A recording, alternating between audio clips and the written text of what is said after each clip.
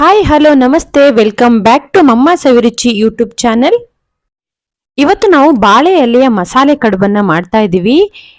ತುಂಬಾನೇ ರುಚಿಯಾಗಿರುವಂತಹ ಬಾಳೆ ಎಲೆಯ ಮಸಾಲೆ ಕಡುಬು ನೀವು ಒಂದ್ಸಲ ಖಂಡಿತವಾಗ್ಲೂ ಟ್ರೈ ಮಾಡಿ, ತುಂಬಾ ಚೆನ್ನಾಗಿರುತ್ತೆ. ನಾವು ಇದನ್ನ ಇದೇ ರೀತಿಯಲ್ಲಿ ಹಿಂದಿನ ಬಾರಿ ಒಂದ್ಸಲ ಅರಿಶಿನ ಎಲೆಯ ಕಡುಬನ್ನ ಮಾಡಿದ್ವಿ, ಆದ್ರೆ ಅದು ಸ್ವೀಟ್ ಕಡುಬಾಗಿತ್ತು.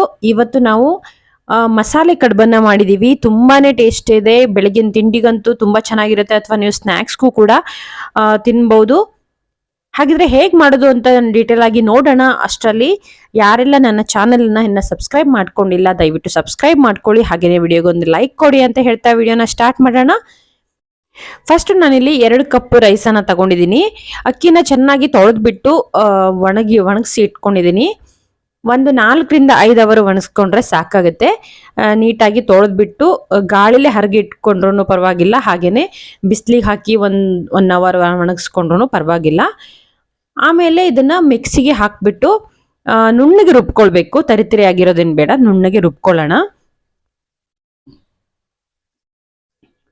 ನೋಡಿ, ನಾನು ಇಷ್ಟು ನೈಸ್ ಆಗಿ ರುಬ್ಕೊಂಡಿದ್ದೀನಿ.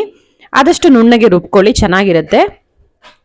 ಇವಾಗ ಒಂದು ಪಾತ್ರೆನ ಒಲೆ ಮೇಲೆ ಇಟ್ಬಿಟ್ಟು ನಾನಿಲ್ಲಿ 2 ಕಪ್ ರೈಸ್ ತಗೊಂಡಿದ್ದೀನಲ್ಲ, 3 ಕಪ್ ಅಷ್ಟು ನೀರು ಹಾಕೊಂಡಿದ್ದೀನಿ.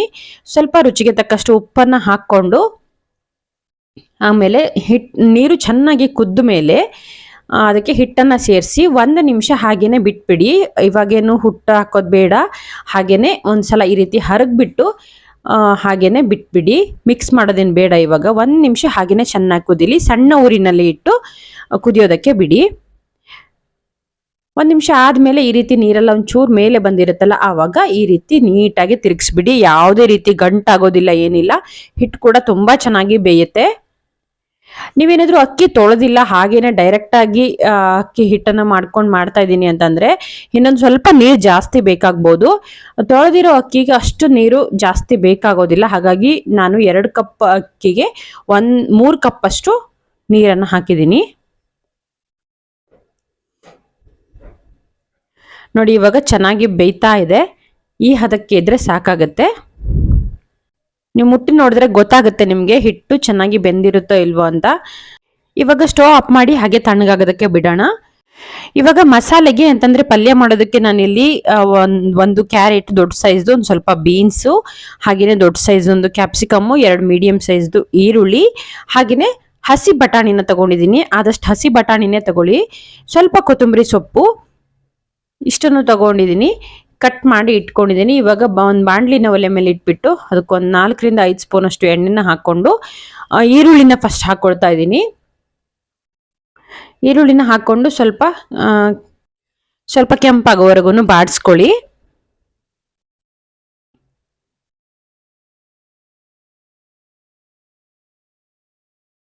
ನಿಮ್ಗೆ ಇದೇ ತರಕಾರಿ ಹಾಕ್ಬೇಕು ಅನ್ನೋ ರಿಸ್ಟ್ರಿಕ್ಷನ್ ಏನು ಇಲ್ಲ. ಯಾವ ತರಕಾರಿನ ಬೇಕಾದ್ರೂ ಸೇರಿಸ್ಕೊಳ್ಬಹುದು. ನಾನು ಇಷ್ಟು ತರಕಾರಿನ ಸೇರಿಸ್ಕೊಳ್ತಾ ಇದ್ದೀನಿ. ಇವಾಗ ಬೀನ್ಸು, ಕ್ಯಾರೆಟು ಎರಡನ್ನೂ ಹಾಕೊಂಡು ಒಂದ್ ಸ್ವಲ್ಪ ಫ್ರೈ ಮಾಡ್ಕೊಳ್ಳೋಣ. ಕ್ಯಾಪ್ಸಿಕಮ್ ಸ್ವಲ್ಪ ಬೇಗನೆ ಬೆಂದ್ಕೊಳ್ಳುತ್ತೆ. ಇವೆರಡು ತರಕಾರಿ ಸ್ವಲ್ಪ ಗಟ್ಟಿ ಇರುತ್ತಲ್ಲ, ಹಾಗಾಗಿ ಸ್ವಲ್ಪ ಮೊದಲೇ ಹಾಕೊಂಡು 1 ನಿಮಿಷ ಫ್ರೈ ಮಾಡ್ಕೊಂಡಾದ್ಮೇಲೆ ಕ್ಯಾಪ್ಸಿಕಮ್ನ ಸೇರಿಸ್ಕೊಳ್ತಾ ಇದ್ದೀನಿ. ಇವಾಗ ಹಸಿ ಬಟಾಣಿನೂ ಕೂಡ ಸೇರಿಸ್ಕೊಳ್ಳೋಣ. ನೀವೇನಾದ್ರೂ ಒಣ ಬಟಾಣಿ ಸೇರಿಸ್ತಿದ್ದೀರಾ ಅಂತಂದ್ರೆ ಒಂದು ಓವರ್ ನೈಟ್ ಫುಲ್ ನೆನ್ಸಿಟ್ಬಿಡಿ, ಆವಾಗ ಚೆನ್ನಾಗಾಗತ್ತೆ. ಹಸಿ ಬಟಾಣಿ ಆದ್ರೆ ನೆನ್ಸಿಡೋ ಅಗತ್ಯ ಏನಿರೋದಿಲ್ಲಲ್ಲ, ಹಾಗಾಗಿ ಮಾಡ್ಕೊಳ್ಬಹುದು ಹಾಗೇನೆ ಡೈರೆಕ್ಟ್ ಆಗಿ. ಇವಾಗ ರುಚಿಗೆ ತಕ್ಕಷ್ಟು ಉಪ್ಪನ್ನ ಸೇರಿಸ್ಕೊಳ್ಳೋಣ. ಇವಾಗ ಪಲ್ಯ ಸ್ವಲ್ಪ 1-2 ನಿಮಿಷ ಎಣ್ಣೆಲಿ ಫ್ರೈ ಆಗಬೇಕು. ಹಾಗೇನೆ ಪ್ಲೇಟ್ ಮುಚ್ಚಿಬಿಟ್ಟು ಬೇಯೋದಕ್ಕೆ ಬಿಡಿ. ಅಷ್ಟರಲ್ಲಿ ನಾವು ಹಿಟ್ಟನ್ನ ರೆಡಿ ಮಾಡ್ಕೊಂಡ್ಬಿಡೋಣ. ಹಿಟ್ಟನ್ನು ಸ್ವಲ್ಪ ಎಷ್ಟು ನೀರಿನ ಹದ ಬೇಕು ಅಂತ ನೋಡ್ಕೊಂಡು ಚೆನ್ನಾಗಿ ನಾದಿ ಹಿಟ್ಟನ್ನ ರೆಡಿ ಮಾಡಿ ಇಟ್ಕೊಂಡ್ಬಿಡೋಣ. ಎಷ್ಟು ಸ್ಮೂತ್ ಆಗಿದ್ರೆ ಸಾಕಾಗುತ್ತೆ. ನೋಡಿ, ರೊಟ್ಟಿ ಹಿಟ್ಟಿನ ಹದಕ್ಕೆ ಇದ್ರೆ ಕರೆಕ್ಟ್ ಆಗಿನೇ ಬರುತ್ತೆ. ಇವಾಗ ಎಣ್ಣೆಲಿ ಫ್ರೈ ಆಗಿದೆ ಪಲ್ಯ, ಎಲ್ಲ ತರಕಾರಿಗಳು ಚೆನ್ನಾಗಿ ಫ್ರೈ ಆಗಿದೆ. ಇವಾಗ ಇದಕ್ಕೆ ಒಂದು 1/4 ಟೀ ಸ್ಪೂನ್ ಅಷ್ಟು ಅರಿಶಿನ ಪುಡಿಯನ್ನ ಹಾಕೊಳ್ಳೋಣ. ಒಂದ್ ಸ್ವಲ್ಪ ಇದನ್ನ ಹಾಗೇನೆ ಫ್ರೈ ಮಾಡ್ಕೊಂಡಿದ್ದಾದ ನಂತರ ಒಂದು ಅರ್ಧ ಲೋಟದಷ್ಟು ನೀರನ್ನ ಸೇರಿಸ್ಕೊಳ್ತಾ ಇದ್ದೀನಿ. ನೀವು ಫಸ್ಟ್ ನೀರು ಹಾಕೊಳ್ಳೋದು ಬೇಡ, ಯಾಕಂದ್ರೆ ಎಣ್ಣೆಲಿ ಫ್ರೈ ಆದ್ರೆ ತುಂಬಾ ಚೆನ್ನಾಗಿ ಬರುತ್ತೆ. ಒಂದು ಅರ್ಧ ಸ್ಪೂನ್ ಆಗುವಷ್ಟು ಶುಂಠಿ ಬೆಳ್ಳುಳ್ಳಿ ಪೇಸ್ಟ್ ಅನ್ನ ಸೇರಿಸ್ಕೊಳ್ಳೋಣ. ಸೇರಿಸ್ಕೊಂಡು ಚೆನ್ನಾಗಿ ಮಿಕ್ಸ್ ಮಾಡಿಬಿಟ್ಟು ಒಂದು ಪ್ಲೇಟನ್ನು ಮುಚ್ಚಿ ಒಂದು 5 ನಿಮಿಷ ನೀರೆಲ್ಲ ಖಾಲಿಯಾಗೋವರೆಗೂ ಹಾಗೇನೆ ಬೇಯಿಸ್ಕೊಳ್ಳೋಣ. ನೀರೆಲ್ಲ ಕಂಪ್ಲೀಟ್ ಆಗಿ ಖಾಲಿ ಆದಮೇಲೆ 1 ಸ್ಪೂನು ಖಾರದ ಪುಡಿ, 1 ಸ್ಪೂನು ಧನಿಯಾ ಪುಡಿ, ಆಮೇಲೆ ಒಂದು ಅರ್ಧ ಸ್ಪೂನಷ್ಟು ಗರಂ ಮಸಾಲೆ ಹಾಕ್ಕೊಂಡಿದ್ದೀನಿ.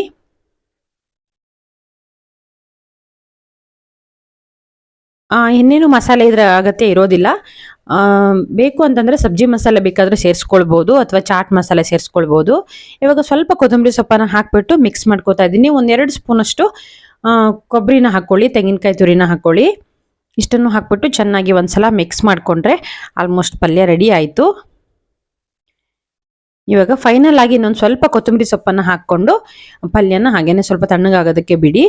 ಅಷ್ಟರಲ್ಲಿ ನಾವೀಗ ಆಲ್ರೆಡಿ ಹಿಟ್ಟನ್ನು ರೆಡಿ ಮಾಡ್ಕೊಂಡಿದ್ದೀವಿ. ಇವಾಗ ಬಾಳೆ ಎಲೆನ ಈ ರೀತಿ ಬೆಂಕಿಲಿ ಬಾಡಿಸ್ಕೋಬೇಕು.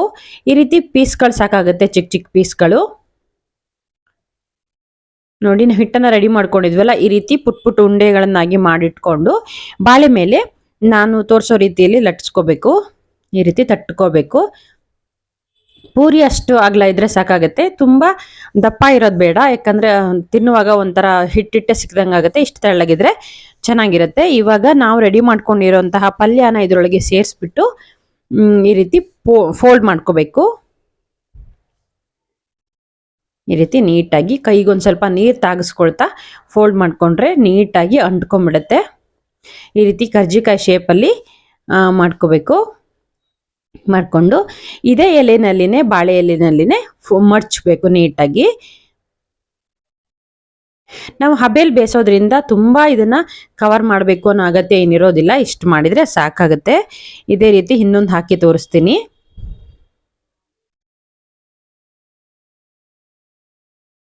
ನೀರನ್ನು ಕೈಗೆ ತಾಗಿಸ್ಕೊಳ್ತಾ ಮಾಡಿದರೆ ಅಂಟೋದಿಲ್ಲ, ಬಾಳೆ ಎಲೆಗೂ ಕೂಡ ಅಂಟೋದಿಲ್ಲ, ನೀಟಾಗಿನೇ ಬಂದಿರುತ್ತೆ.